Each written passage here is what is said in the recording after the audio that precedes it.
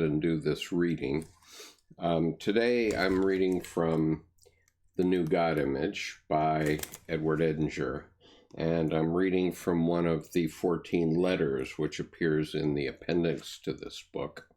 And I've read most of these letters. This is the second to the last one to read, and it is in answer to this question. Pastor Tanner had asked Jung's opinion on the teachings of certain theologians, in particular the followers of Dietrich Bonhoeffer, 1906 to 1945, according to which modern man needs a faith without religion. Now, keep in mind that Dietrich Bonhoeffer was, I believe, a Catholic priest who was in one of the concentration camps of World War II, and he did not survive those camps, but some of his thinking and writing did escape the camps. And I'm not going into in detail, but I'm just going to read what Dr. Jung said to Pastor Tanner. 12 February 1959, so approximately 28 months before Dr. Jung died. Dear Pastor Tanner, before going into the question you have asked me, I would like to thank you for the sympathetic interest you have taken in my opinions. As you rightly remark, it is difficult to discuss the question of faith without religion, because we must first establish what exactly we mean by religion. Naturally, I can define this concept only in psychological terms, and this definition is fundamental to everything I say about religion. I distinguish between religion and creed. The one is generic, the other specific. The ancients derived religio from religere or religere, to ponder, to take account of, to observe, for example, in prayer. Cicero, religiosus ex religendo, religens equals God-fearing. A conscientious scrupulous has religio. Religio is justitio erga Deus, according to Cicero. The Church Fathers, among them St. Augustine, derived it from religere, to bind, to reconnect. Religio ex eo dicta est. Let's see, that's a lot of Latin, so let me read it from the footnote. So footnote 7, the word religion is derived from what binds us to God, according to St. Augustine. The true religion is that by which the soul binds itself to the one God by reconciliation, whence by sin in the same manner it has severed itself. That's how St. Augustine put it, apparently. Okay.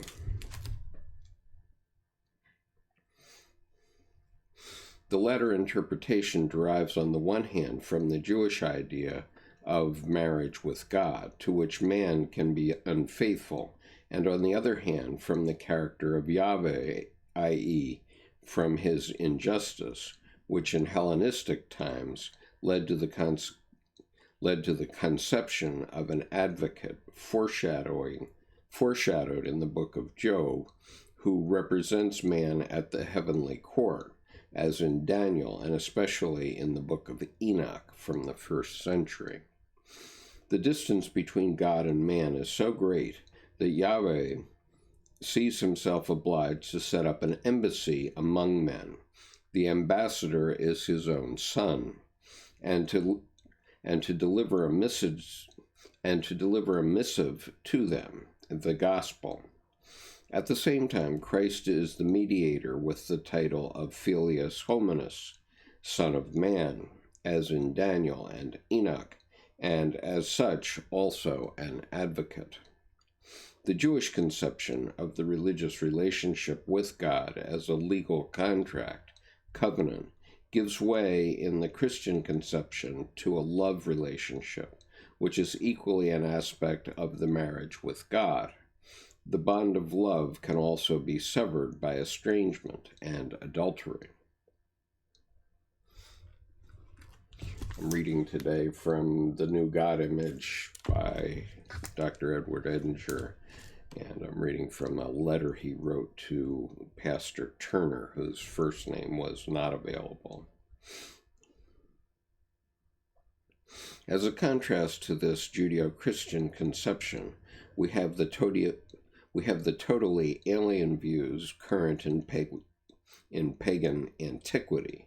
The gods are exalted men and embodiments of ever-present powers, whose will and whose moods must be complied with. Their noumena must be carefully studied. They must be propitiated by sacrifices, just as the favor of archaic princes is won by gifts. Here religion means a watchful, wary, thoughtful, careful, prudent, expedient, and calculating attitude toward the powers that be, with not a trace of that legal and emotional contract which can be broken down like a marriage. Obviously, the idea of marriage with God is a later and special development, whereas the original form of religio is, without question, aptly characterized by the implications of religare. I prefer this interpretation of religio because it is in better accord with the general psychological findings. By religion, then, I mean a kind of attitude which takes careful and conscientious account of certain numinous feelings, ideas, and events, and reflects upon them. And by belief or creed, I mean an organized community which collectively professes a specific belief or a specific ethos and mode of behavior. Faith without religion could therefore be translated as non-denominational religion without creed, manifestly an unorganized, non-collective, entirely individual exercise of the religious function. By the latter, I mean the allegiance, surrender, or submission to a superordinate factor or to a convincing, overpowering principle, religio erga principium. This trend is characteristic of present-day humanity, especially the young. The reason for this singular phenomenon, as I see it, is that people have grown rather tired of believing and are worn out by the effort of having to cling on to ideas which seem incomprehensible to them and are therefore quite literally unbelievable. This doubt is only reinforced by contemporary events.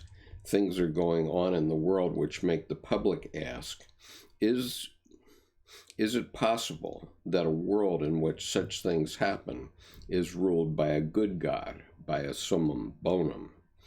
Our world is actually riven in two by an iron curtain, and in one half all religious activity is discouraged and suppressed, and the prince of lies, the devil, who in our half has lost all substance by evaporating into a mere privatio boni, has, for reasons of state, been elevated into the supreme principle of political action.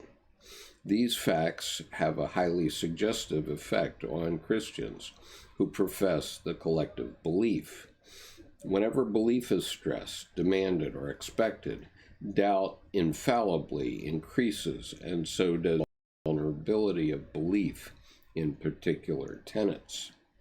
In consequence, the tenets of belief have to be purified or made easier by being relieved of their principal encumbrance, which for the rationalists are their particularly obnoxious mythological components.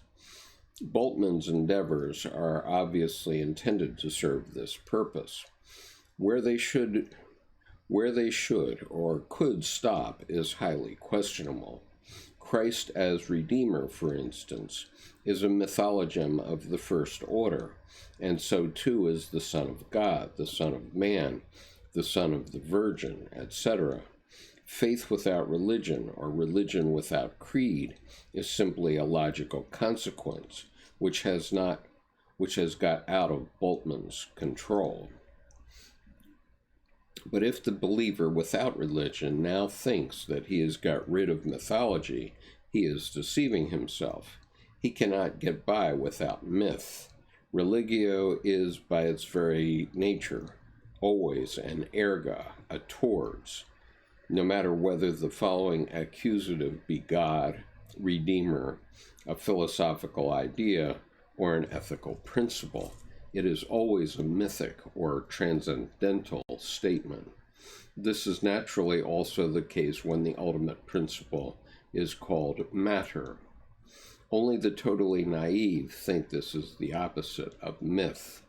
Materia is, in the end, simply a chthonic mother goddess, and the late Pope seems to have had an inkling of this. For example, his second encyclical, To the Dogma of the Assumption. Clearly, the anti-mythological trend is due to the difficulties we have in clinging on to our previous mythological tenets of belief. Nowadays, they demand too much of an effort to believe. This was not so in earlier centuries with their very limited knowledge of nature. It needed no sacrificium intellectus, no sacrifice of intelligence, to believe in miracles and the report of birth, life, death, and resurrection of the Redeemer could still pass as biography.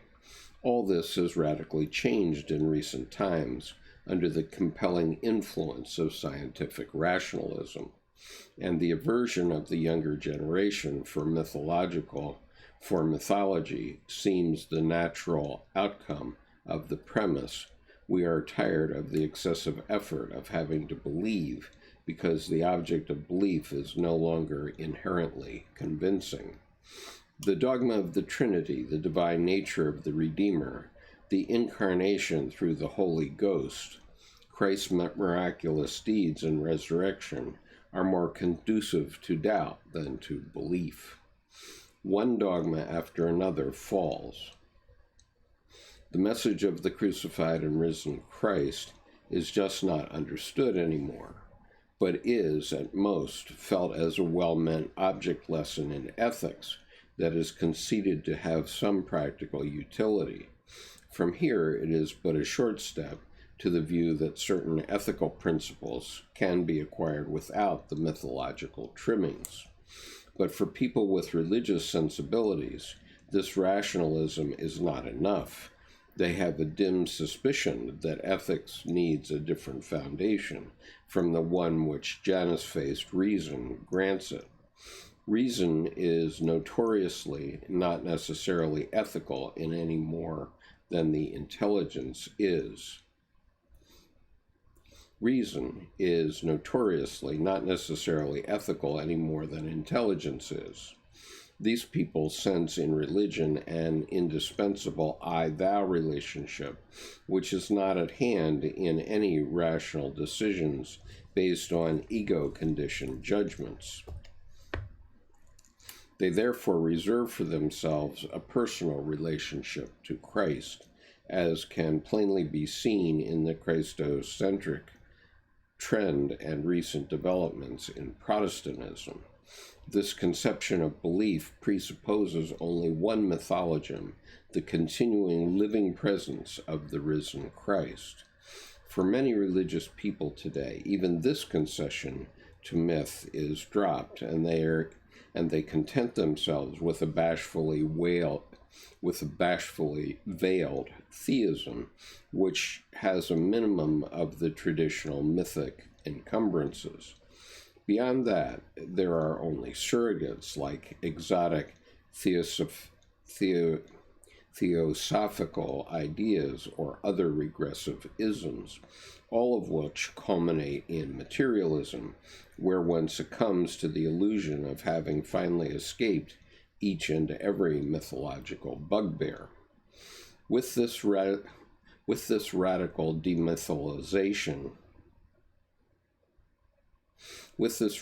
demythalization, religious communication comes to a dead end too. Myth is preeminently a social phenomenon. It is told by the many and heard by the many.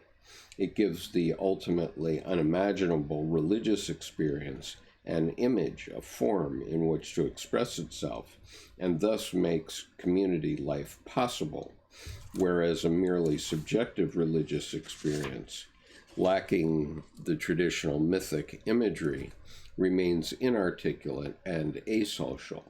And if it does anything at all, it fosters a spiritually anchoritic life. Merry Christmas. We're trying to save Christianity here, not destroy it. And that's what Dr. Jung did for 40 years, much to the deafness of pastors. I'm just going to finish this letter now.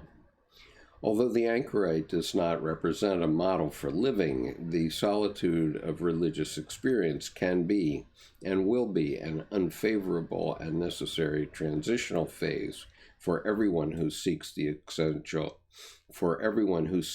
essential experience, that is to say, the primordial religious experience.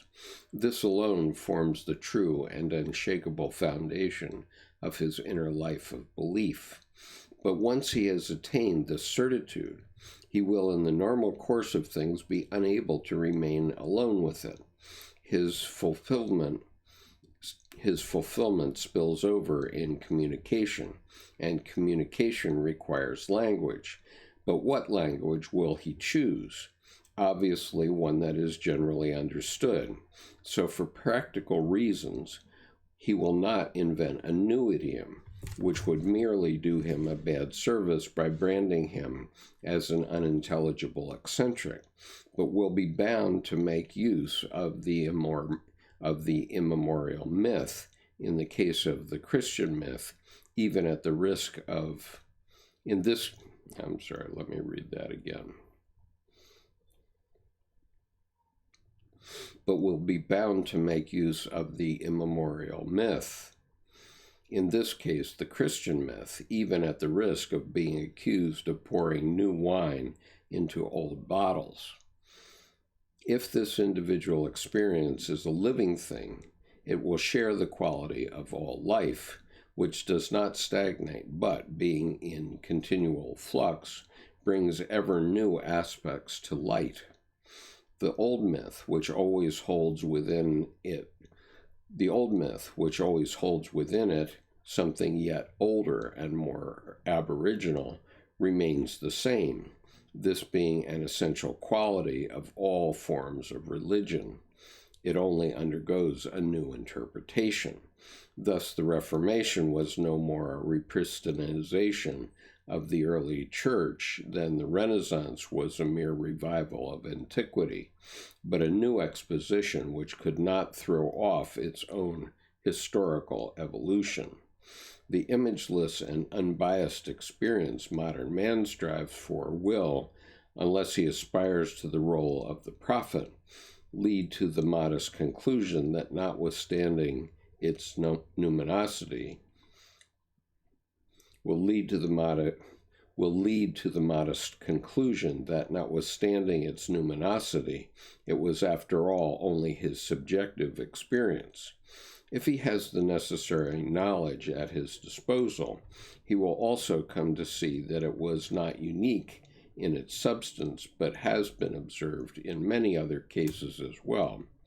Furthermore, he will have no difficulty in understanding that experiences of this kind are inherent in the nature of the psyche at all times, no matter to what causative God they may be attributed. We can, in imagination and belief, go beyond the psyche, just as in fantasy we can go beyond the three-dimensional world. But we can have immediate knowledge only of the psychic.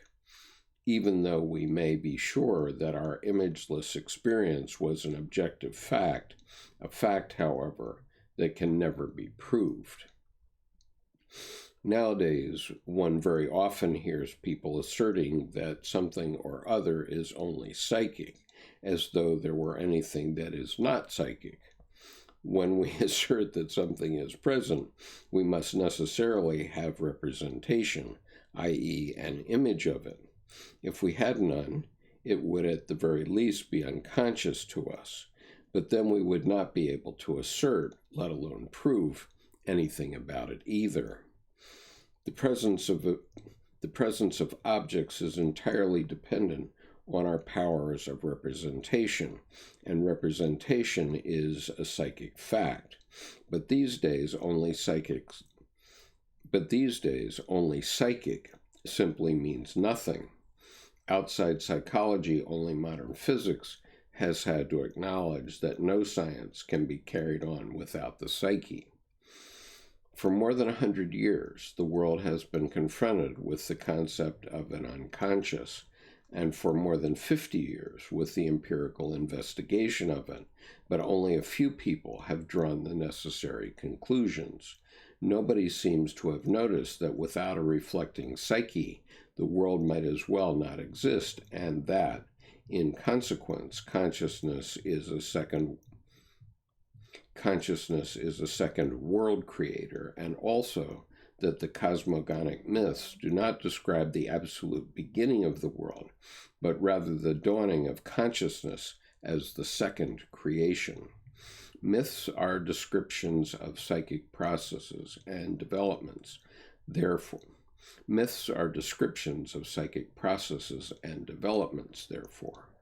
since these, so long and so far as they are still in the unconscious state, prove to be inaccessible to any arbitrary alteration, they exert a compelling influence on consciousness as pre-existing conditioning factors.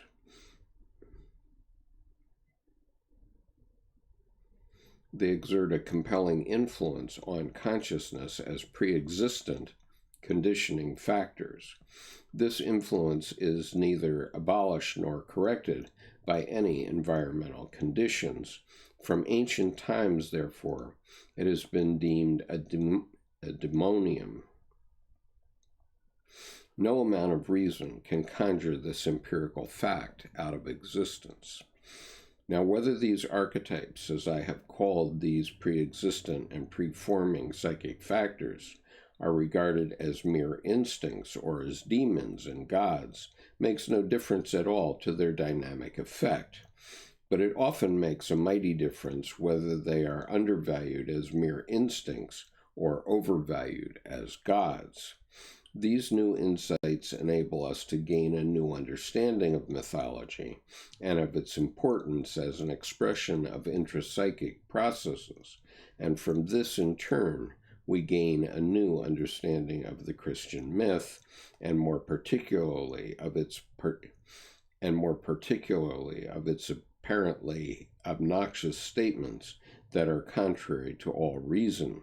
If the Christian myth is not to become obsolete, which would be a sellout with quite unpredictable consequences, the need for a more psychologically oriented interpretation that would salvage its meaning and guarantee its continuance forces itself upon us.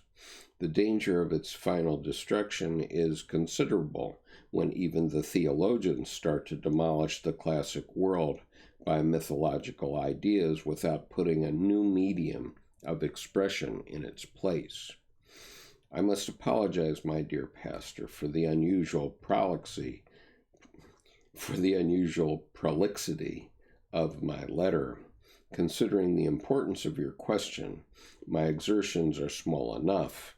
At the age of 84, I am somewhat tired, but I am concerned about our culture, which would be in danger of losing its roots if the continuity of tradition were broken.